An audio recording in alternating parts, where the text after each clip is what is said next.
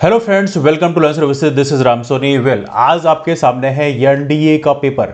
NDA का पेपर finally maths का हो चुका है। एनडीए सेकेंड 2021 का ये मैथ्स का पेपर है, गैट का पेपर है। वेल देखिए, पेपर की डिफिकल्टी की बात करें, पेपर की डिफिकल्टी मॉडरेट लेवल रही है। मॉडरेट से थोड़ा सा टफ आप कह सकते हैं, बिकॉज पेपर थोड़ा सा, कई क्वेश्चन तो आसान लगे लेकिन कुछ क्वेश्चन वाज डिफिकल्ट, तो हम कह सकते हैं मॉडरेट से टफ के बीच का है।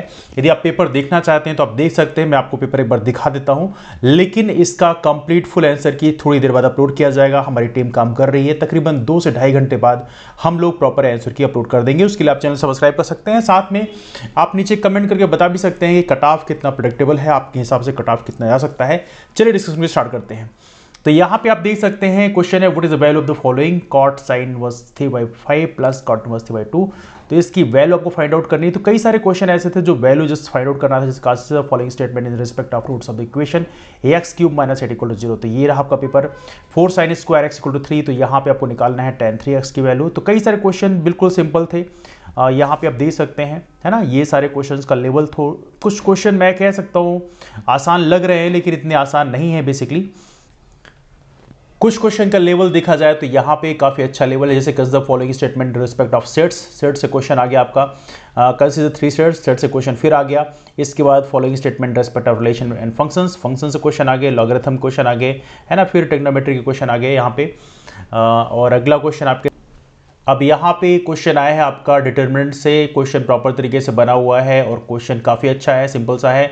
और यहाँ पे पूछा गया आपका बेसिकली यहाँ पर यूनियन बी पूछा गया है, यूनियन बी पूछा गया है। फिर यहाँ पे फिर से S30/S21 S10 निकालना है आपको।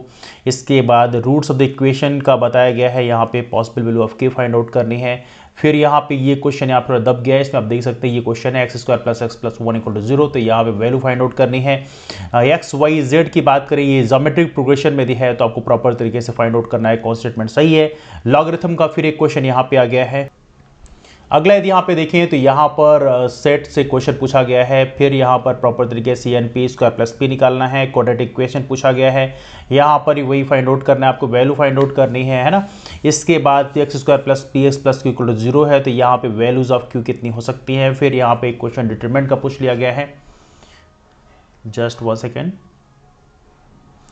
फिर यहाँ पे आप देख सकते हैं, लुक एट दिस वन, यहाँ पर प्रॉपर तरीके से 1/b + c 1/c + a 1/a + b का पूछा गया। ये आपका HP में है, तो यहाँ पे प्रॉपर कौन स्टेटमेंट यहाँ पे सही होगा। तो ये चीज़ें कुछ क्रॉस चेक करनी थी यहाँ पे। फिर डिटरमिनेंट क्वेश्चन है यहाँ पे, फिर summation n = 1 to 8n + 7 in = कितना निकलेगा। तो ये सारी वैल्यू पूछी गई आपके सामने। तो ये सारे क्वेश्चन अभी हम लोग सॉल्व करेंगे।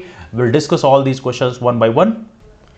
तो इन सभी क्वेश्चंस के आंसर्स हम जल्दी अपलोड कर रहे हैं। जैसे यहाँ पे क्वेश्चन पूछा गया है, डिजिट से पूछा गया है, 5 digit number found by these digits in which each of these 4 digits appears. यहाँ पे इसके बाद डिस्ट्रिक्ट मैट्रिसेस का क्वेश्चन पूछ लिया गया है। इसके बाद यहाँ पे i⁻² (2n) have to for different an, है ना, बिलोंग्स टू z, ये पूछ लिया गया है। इसके बाद यहाँ पे देख सकते हैं प्रॉपर डिटरमिनेंट क्वेश्चन पूछा गया है।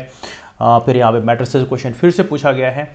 इसके बाद देखें तो यहाँ पे ये क्वेश्चन पूछा गया, अपने सर्किल वाले क्वेश्चन पूछे गए हैं, कोऑर्डिनेट्स वगैरह क्वेश्चन है। इसके बाद फिर सर्कल क्वेश्चन आ गया है। इसके बाद यहाँ पर फिर डायरेक्शंस दिए हुए हैं और यहाँ पर वर्टेक्स वगैरह सब दिए हुए हैं यहाँ पे, तो आप देख सकते हैं दीज क्वेश्चन।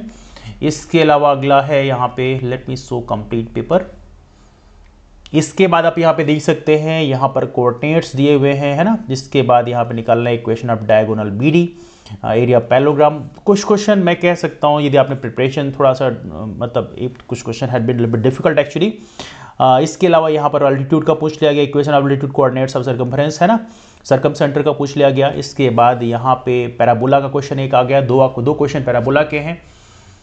इसके बाद देखा जाए तो यहाँ पे क्वेश्चन है आपके, फिर ट्रिग्नोमेट्री का आ गया है। इसके बाद देखा जाए तो यहाँ पे AP का क्वेश्चन आ गया, अरिथमेटिक प्रोग्रेशन क्वेश्चन पूछा गया है। फिर यहाँ पे लखनऊ की पॉसिबिलिटीज़ पूछी गई है, कितना होगा, है ना। फिर यहाँ पे पूछा गया वृत्त पर 20 भिन्न बिंदु यादृच्छिक का शेषित है, निम्नलिखित में से कौन से स्टेटमेंट सही है। तो यहाँ पे देखना है आपको।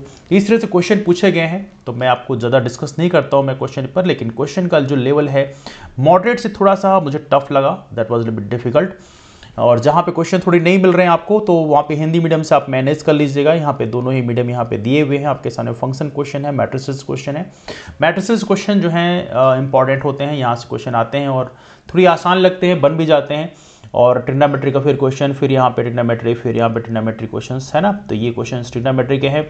इसके बाद यहाँ पे वापस से इंटीग्रल क्वेश्चन आ गया। यहाँ पे रेक्टेंगल का प्रॉपर पूछा गया, यहाँ पे कितना आएगा। फंक्शंस का क्वेश्चन हो गया। तो क्वेश्चंस को जो लेवल है वो कह सकते हैं it was quite difficult level. कुछ क्वेश्चन डिफिकल्ट थे, जैसे कुछ क्वेश्चन तो डायरेक्टली तो क्वेश्चन थे, इन क्वेश्चंस को आपने कई बार किया भी होगा। तो यहाँ पे तो बहुत ज़्यादा सॉल्व करने की जरूरत नहीं होती, कुछ जगह तो डायरेक्ट सीधे सीधे वैल्यू आप पुट कर दो, है ना। एनीवे क्वेश्चंस ये हैं आपके सामने। इन केस आप लोग पेपर नहीं दिए, पेपर दिए होंगे तो फिर तो पेपर की इतनी ज़रूरत नहीं है, लेकिन फिर भी हम कह सकते हैं पेपर का जो लेवल है वो मॉडरेट से थोड़ा सा टफ लेवल हम कह सकते हैं। It was little bit difficult then the moderate. इसके बाद यहाँ पे क्वेश्चन पूछा गया है, लोकस आप पे पॉइंट दिया हुआ है, यहाँ पे पूछा गया है कैसे मूव करेगा, या इसके बाद लाइन के क्वेश्चंस हैं, है ना, एक्स वाई प्लेन के क्वेश्चन हो गए, है ना। तो ये सारे क्वेश्चंस हैं। इसके बाद क्यूबाइड के क्वेश्चन हो गए, वेक्टर क्वेश्चन हो गए, है ना। इसके बाद देखा जाए तो वेक्टर क्वेश्चन हो गए, ये सारे वेक्टर क्वेश्चंस हैं, है ना। इसके बाद देखा जाए तो ये आपका ये भी वेक्टर क्वेश्चन है, ये डिफरेंशियल इक्वेशन का क्वेश्चन हो गया, है ना। इसके बाद we will solve this one, इसको हम जल्दी सॉल्व करके आप लोगों को दिखाएंगे। और यहाँ पर थोड़ा सा मिक्सअप हो गया, जस्ट 1 सेकेंड। ओके, यहाँ पे क्वेश्चन पेपर है। तो ये है आपका question paper, question 38th question है, 39th क्वेश्चन है ना। ये 91st क्वेश्चन का इन्फॉर्मेशन है, जस्ट 1 सेकेंड। इसके बाद ये 98th क्वेश्चन है, कोफिशिएंट ऑफ कोरिलेशन दिए हुए हैं यहाँ पे, है ना। वो स्टेटमेंट सारे चेक करने हैं, फंक्शंस यहाँ पर दिए हुए हैं, लुक एट दिस वन। फिर यहाँ क्वेश्चन पेपर दिया है, थर्ड मीडियम के क्वेश्चन पूछे गए हैं यहाँ पे। स्टैटिस्टिक्स के कुछ क्वेश्चन हैं यहाँ पे, है ना। इसके बाद देखा जाए तो लुक एट दिस वन, यहाँ पे फिर क्वेश्चंस आ गए हैं, look at the next one. चलिए, तो ये क्वेश्चन हमारे सामने हैं। इन क्वेश्चंस के आंसर की हम जल्दी अपलोड करते हैं आपके लोगों के सामने। तो इट विल टेक अप्रॉक्स 2 से 3 घंटे लगेंगे। तो इसके बाद हम लोग अपने आंसर की यहाँ पे अपलोड करेंगे, है ना। चलिए डिस्कशन को वाइड अप करते हैं। लेकिन जो फ्रेंड्स आपको जो उम्मीद है कि कितना कट ऑफ जा सकता है, तो आप नीचे कमेंट जरूर करें कि आपके मार्क्स कितने आ रहे हैं। You can comment this out, या आपकी उम्मीद कितनी है। आंसर की हम जल्दी अपलोड करते हैं। मुलाकात करते हैं आप उस पर, तक के लिए bye bye and take care.